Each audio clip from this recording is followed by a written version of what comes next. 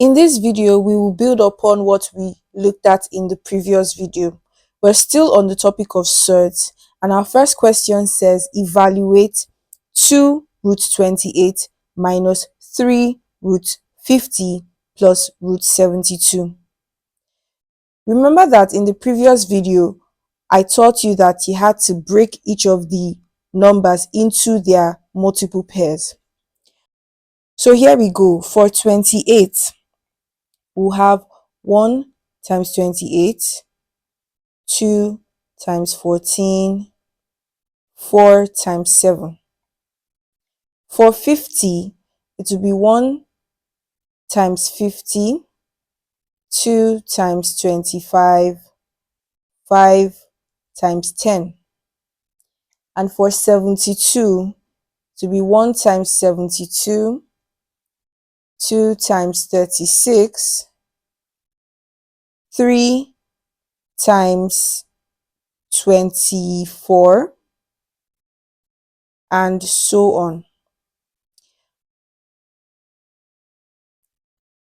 For 28, we're looking at the multiple pair that has at least one square number, and I'm going to skip right to 4 times 7.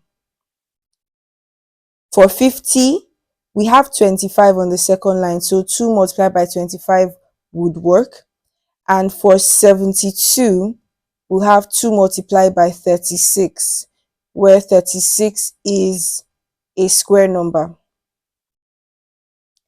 So at the end of the day, we'll have 2 root 4 multiplied by 7 minus 3 root 2 multiplied by 25 plus root 2 multiplied by 36, which is 2 root 4 multiplied by root 7 minus 3 root 2 multiplied by root 25 plus root 2 multiplied by root 36. I've separated them into brackets so that we can tell what we're working with per time.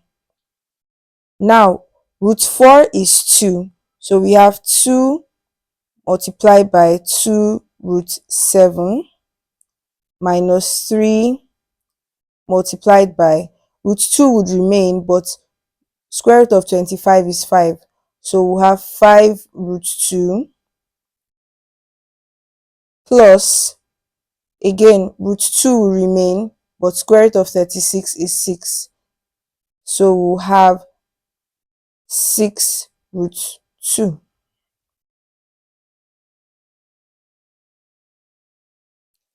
Moving on, that would then be 4 root 7, and then minus 3 multiplied by 5 root 2. We'll still work with it the way we normally work with algebraic expressions. So that would be minus 15 root 2. And then we will now have plus 6 root 2.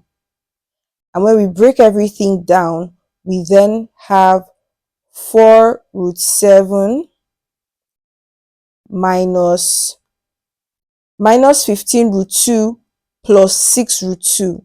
If we ignore the root 2's for now, because both of them have root 2, we can add them or subtract them as usual. So negative 15 root 2 plus 6 root 2 would give us negative 9 root 2.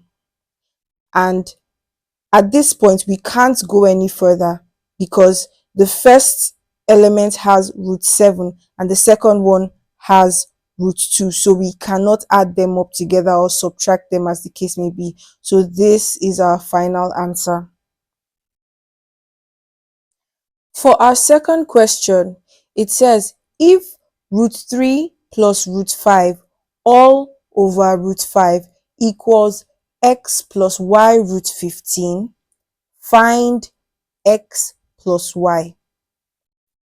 Now, If we try to equate both sides of our equation, we'll see that on the left hand side we have a denominator and on the right hand side we do not. So what we first need to try to do is get rid of that denominator, which brings us to something else that we look at when we're talking about surds. There's something called the conjugate of a surd, and that is the number that you will multiply that surd with in order to remove the root altogether. Now, for a single expression like root 5, the conjugate of root 5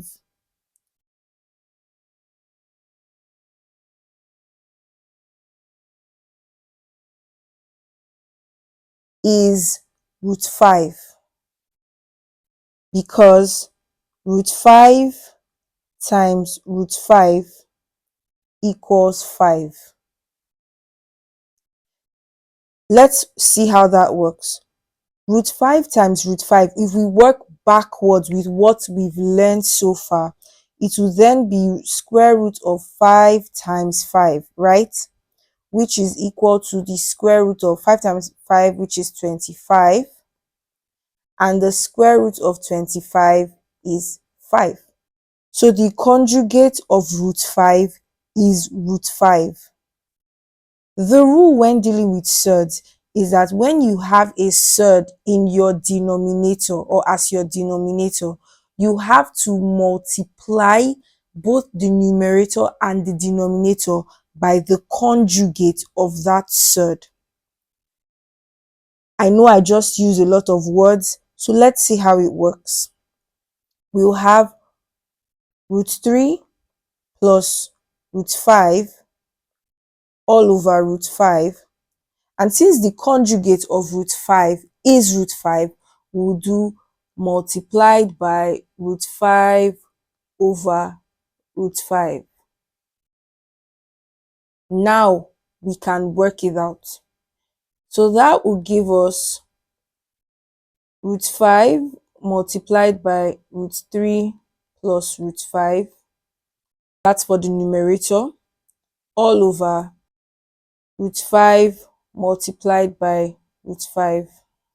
Root 5 multiplied by root 3 would give us root 15. Remember, root 5 multiplied by root 3 would be root 5 multiplied by 3, which is root 15. And then on the other side, root 5 multiplied by root 5, don't forget your plus, but root 5 multiplied by root 5, we already established over here, is 5. So we can just write the 5. And that's all over 5. Now, from our question, we see that we are supposed to split the answer or our simplification into two distinct expressions, with one of them having the root 15 and the other one being an integer. So in order to accomplish that, think about it like this. If we split this division into two, we have to share the 5s both ways. And to share the 5 both ways, no, it doesn't become 2.5 on each side. Rather, the 5 will go this way and the 5 will also come the other way. What does that leave us with? It leaves us with root 15 over 5 plus 5 over 5. And at the end of the day, of course, 5 over 5 is 1. And then plus root 15 over 5 can also be written as 1 over 5 dot root 15.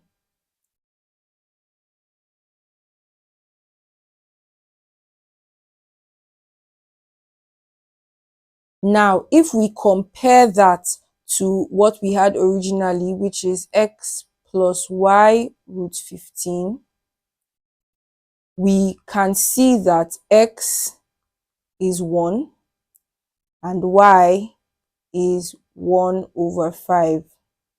So when we add x plus y, we should have 1 plus 1 over 5, which is 1 whole number 1 over 5.